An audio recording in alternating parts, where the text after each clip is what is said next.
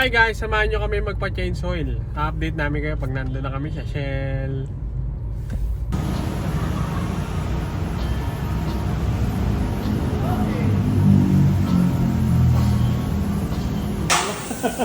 Papalit mo na? Sige, palitan mo na. Palitan mo na? Oo, tapos schedule na lang natin yung repair. Kasi di ba matagal yun? Sabay lang siya kasi useless pagka gaganon din yung tayo. Tumatalon-talon na Pag hindi mo ako pinakipin. Paparepace ko na rin. Sige, Para Two-eight sa yun. isang trabaho lang. Ha? para isang... Magkano yung magiging total? Para compete 2.8 ka. tsaka 2.8 tapos 2.5. plus 750 kasi change oil. Kasi sayang. Mas makapit na preno niyan. Oo, mas makapit din. Yung likod naman, di pa naman kailangan no? Hindi pa, makapal-kapal pa yung likod. Lilinisin ko na lang yun. Sige, marinig ko na rin. Baka may discount pa mo. Kaya pag nag-play ka man yan, kuya, sakit ko agad eh. Tumatalon na eh.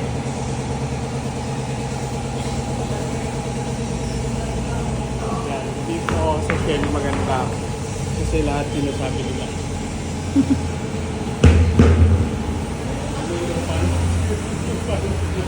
Pwede na tayo magtanim. Akas daw. Ah, Magkano kailangan sa kas? 2.8 tsaka 1.5.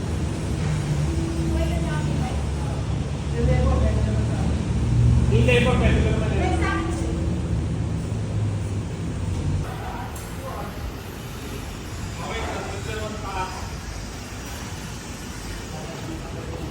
Namamawis ako sa gas. Shell gas station. Then, sa second floor, waiting area nila na pwede kang kumain. Tapos, convenience store nila. Papasok ako. Yan. Kaya kahit sabihin nila 2 hours yung waiting ko, hindi ako magugutom at di ako maiinip. Pasok ko kayo. May coffee shop sa loob. Convenience store, no? Ang daming pagkain, no? Oh. Ito yung isang waiting area nila. Yan. Pag ayaw mo dyan, sa yung sasakyan. Nasakyan tayo. Ayan pala yung mga may game tables. Customer lunch. Potato corner, chat time. Going up. And guys, kaya gusto ni YP dito kasi hindi kami na boring.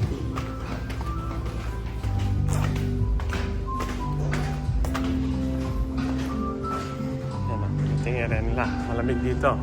Kasi yan o. Ayan mga choices of ng pagkain at drinks. Meron din sila ritong outdoor. Pag ayaw mo na malamig. Mga board games.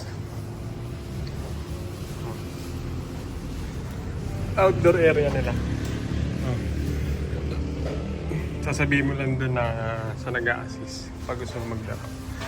Siguro ito collection nung mayari. Bili kami ng drinks. Kasi kami ay kakain na. Ano yung mga drinks?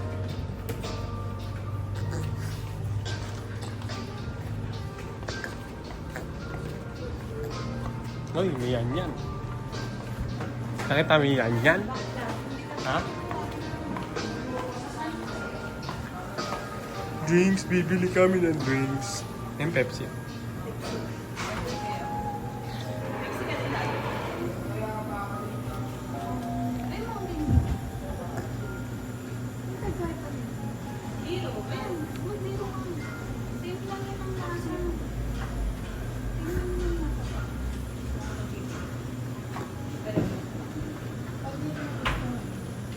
pwede ka dati.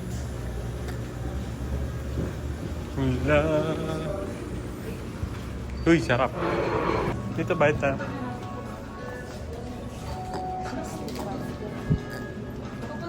Morning po. Ano additional ba? Gusto mo? Gusto mo? Oh, grabe ang ganda. Oh. Patingin nga.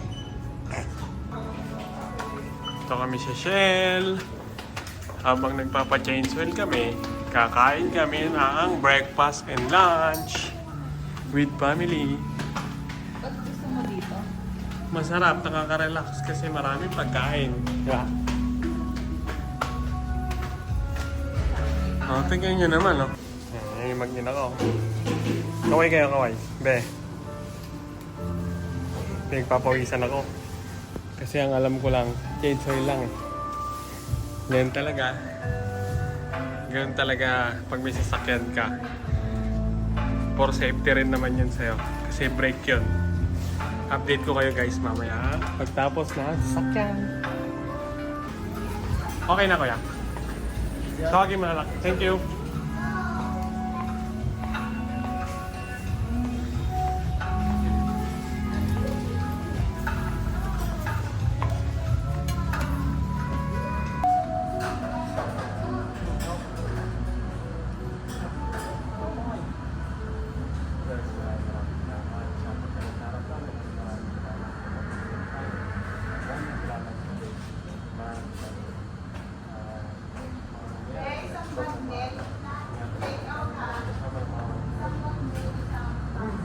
Sir.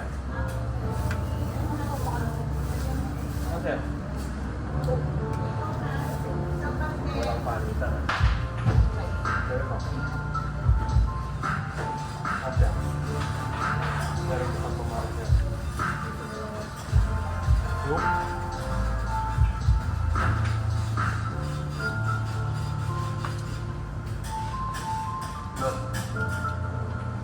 Siguro kapag meron yung interest, papachange mo.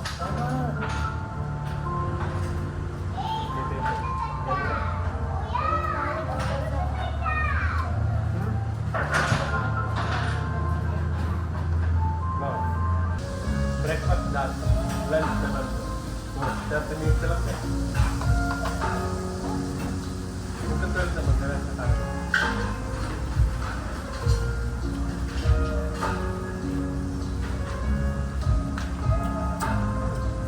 Bakit gusto mo dito magpa-change oil? Una sa lahat, tingnan mo yung waiting area nila. Pangalawa, hindi ka magugutom. Ito yung may likod ko. Pangatlo, dahil may Go Plus kami, may discount kami, may points. May coffee shop din sa baba. At hindi ka maboboring. May mga board games sila rito. At di mainit. Kasi naka-aircon. Shell. Shell ano to? Patikling. Shell Antipolo Tikling. Subukan nyo rin dito, guys. Ayun na, huwag ka na kumain.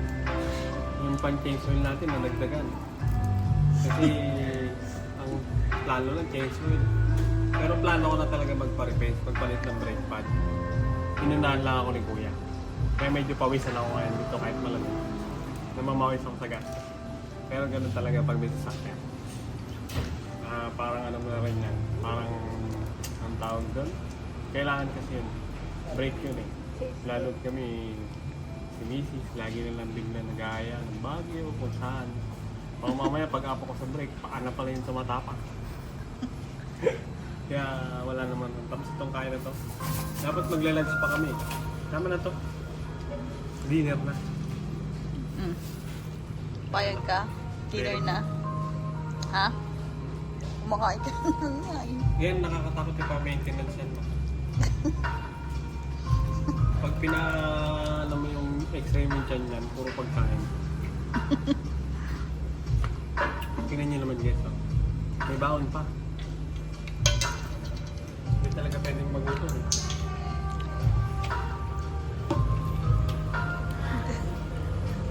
Kaya feeling ko guys, bawal kami hindi magtrabaho. Kasi may magastos kami anak. Magkano ang lakas mo?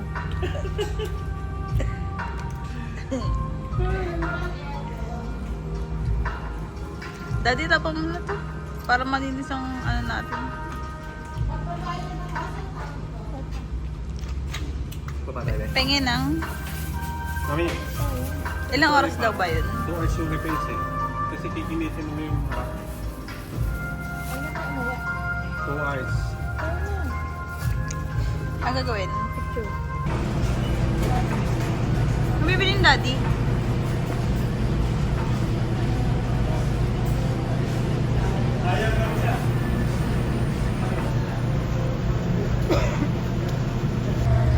Ako una.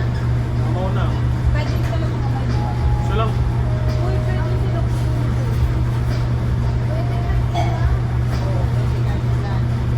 So, parang nag-hanap eh.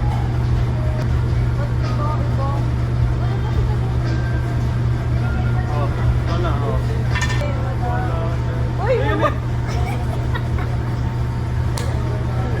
Hindi nagbatang bala ito.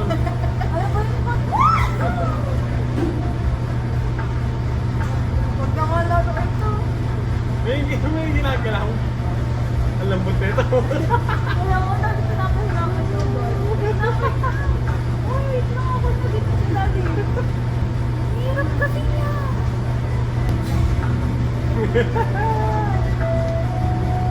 Ikaw na, baby ko. Uy, uy, uy. Malambot oh. Wala na. Wala na. Talo. Ibalot mo sa chocolate na pagkain mo. Papansin.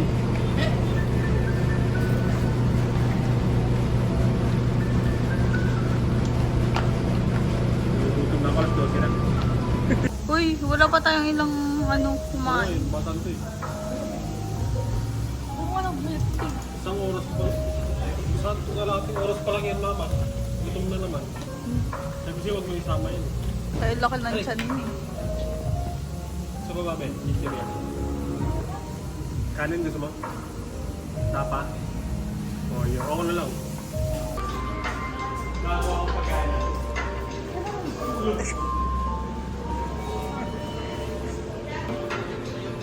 Budget, tig-50 kami.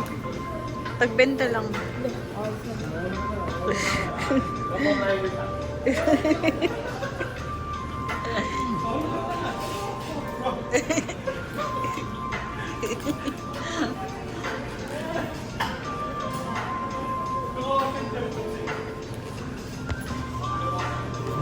Magko-compute pa kasi siya eh. Mauna ka na. Ako na ka na. Siya muna, no?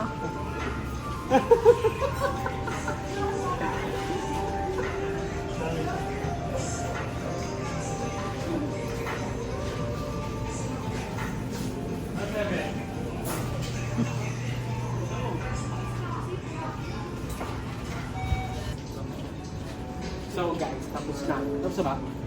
Hindi. Bayad ka na eh. Baka hindi pa tapos. Tapos na. Kukunin na natin yung sasakyan.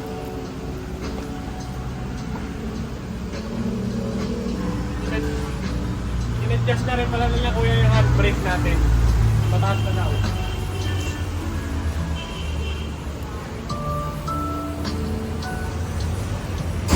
Ito na siya, karos na lang. Ginagawang blackboard ng mga bata. Oh. Dumi.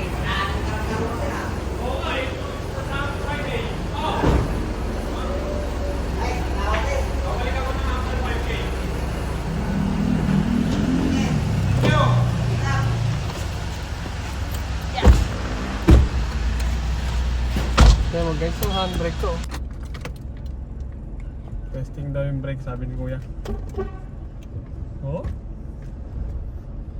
Ang mga ginawa sa sakyan natin, change brake pad ng front, replace ng rotor disc, tapos adjust ang handbrake, then adjust na rin ang fan belt.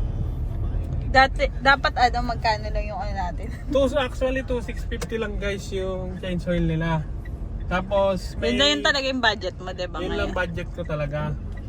Pero syempre, parang ano lang yan eh, pag nagpapa-check up ka, Hindi mo naman alam yung sakit mo eh. Pag lumabas, pagdating mo sa doktor, may sakit ka pala.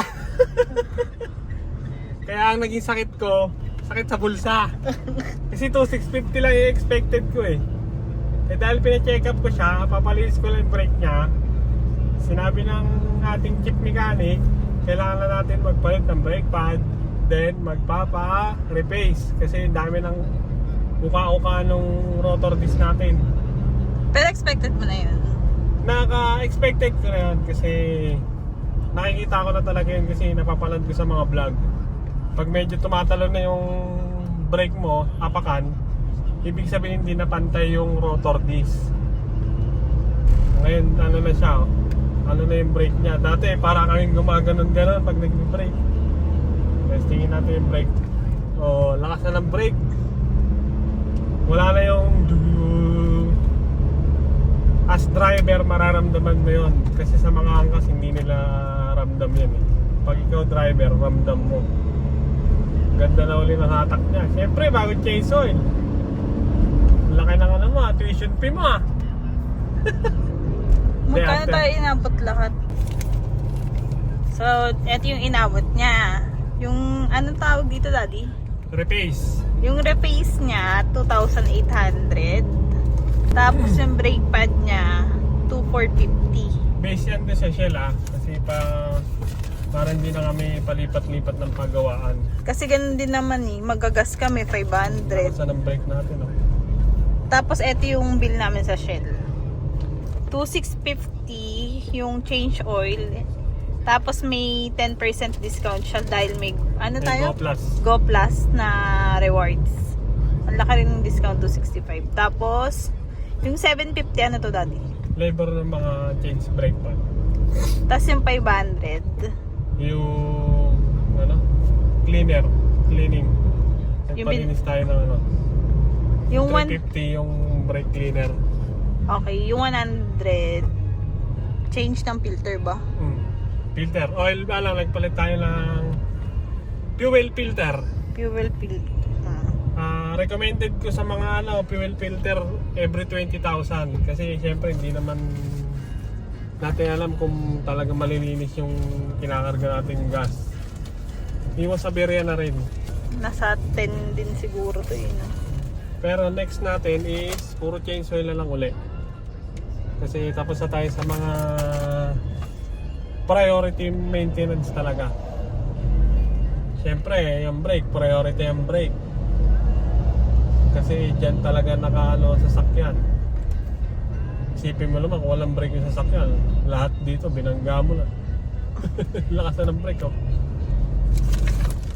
Nakalagay mo dyan. Sarap na ng brake niya. Flat na yung ano, dapa. Ang lasa.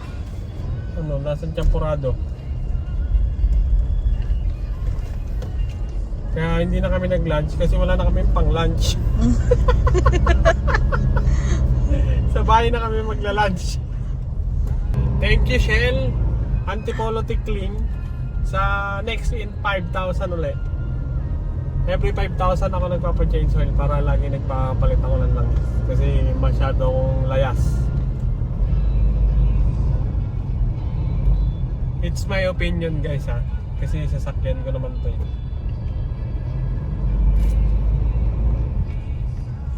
Oh, tiyo mo, umihinto agad. Dati sobrang diin ko mag-brake bago uminto.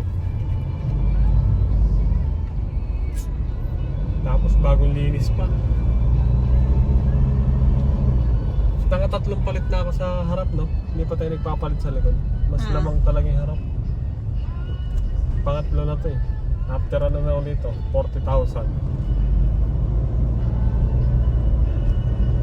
Puro change oil na lang ulit tayo. Hanggang sa muli guys. See you on my next vlog namin sa buhay-buhay namin. Salamat sa pagsama sa aming pag-change oil ng service namin, pang carping, pang hanap buhay, pang araw-araw. Kaya nyo, lagi na kami mag-upload guys. Bye!